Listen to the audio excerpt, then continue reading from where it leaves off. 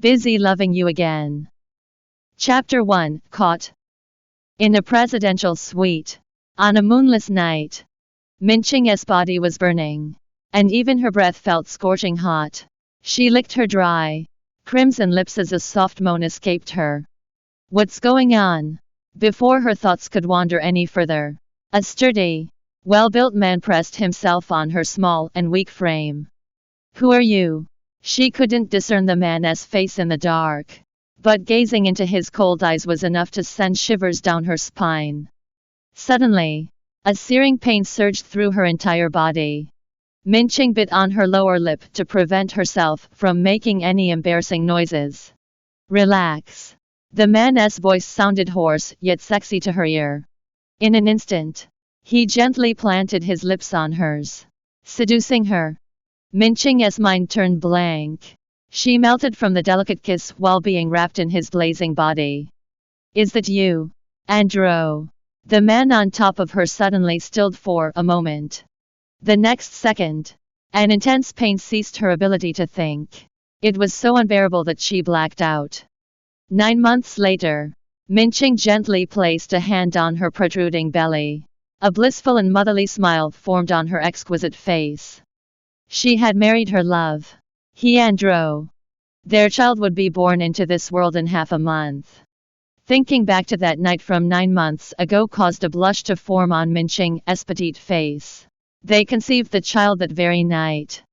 The lights went out, and Minqing carefully climbed into bed. 2 hours later, she woke up with beads of sweat on her forehead and her entire body was soaked. The waves of pain coming from her belly had shaken her awake. Andro. Andro. My stomach hurts. A bad feeling stirred in her heart. She was probably about to give birth. He Andro had been sleeping in the next room ever since Minqing became pregnant. Biting her lip, Minqing dragged her feet and walked to his room next door. But upon nearing his room, she found the door ajar with the lights on. A woman's tender voice came from inside. Andro, when are you going to divorce Minqing and let me claim my rightful status? Suddenly, Minqing couldn't move, as though someone had nailed her feet to the ground. Her face turned as pale as a sheet, and she felt like her heart was being ripped apart. He Andro was having an affair. But Minqing had never expected the woman he was cheating with to be her half-sister. Min Shunner. Minqing shoved the door open, clenching onto her nightgown. She yelled. Her Andro. Of all people. It had to be my sister. He Andro froze as Minqing barged in. Qing. Let me explain.